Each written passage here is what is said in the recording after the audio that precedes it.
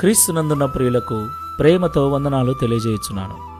December నెల 14వ తేదీ 2025. ఈరోజు దేవుడు మనకు చేస్తున్న వాగ్దానం ఏమిటనగా, కీర్తనల గ్రంథము 37వ కీర్తన 6వ చరణం.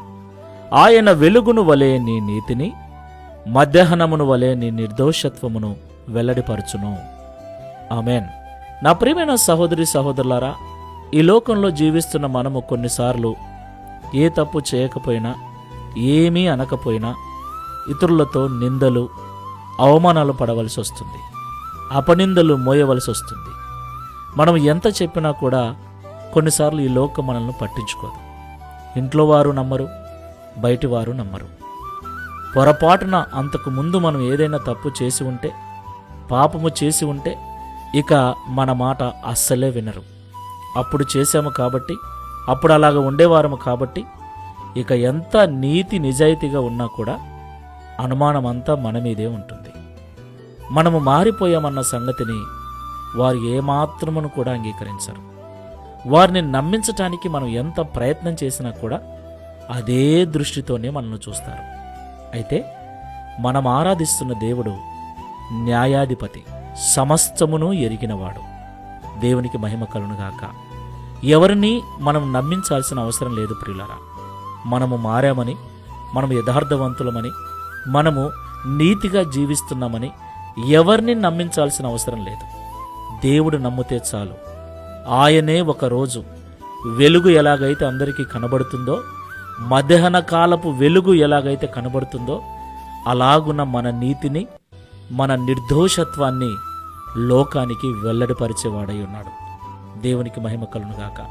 కాబట్టి ఈ మాటలు వింటున్న ప్రియ సహోదరి సహోదరుడా, నువ్వు యథార్థవంతుడవై, నీతిమంతుడవై, ఏ తప్పు చేయని వాడవై నిందలు మోస్తూ ఉన్నావా?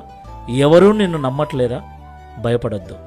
ఒకరోజు వస్తుంది, నీ నీతి, నీ నిర్దోషత్వము ప్రభువు ప్రజలకు తెలియజేసే రోజు ఒకటి వస్తుంది. అంతవరకు ఓపికతో ప్రార్థనాపూర్వకంగా విశ్వాసపు యాత్రలో ముందుకు వెళ్దాం. ప్రార్థన చేసుకుందాం.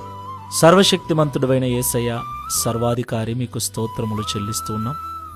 ఈ ఉదయకాల సమయంలో మాతో మీరు మాట్లాడిన ప్రతి మాటను బట్టి స్తోత్రాలు తండ్రి.